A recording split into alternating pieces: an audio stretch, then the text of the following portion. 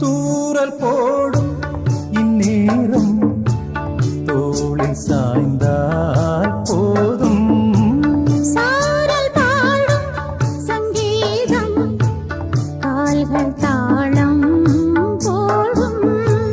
தெரிந்த பிறகு திரைகள் எதற்கு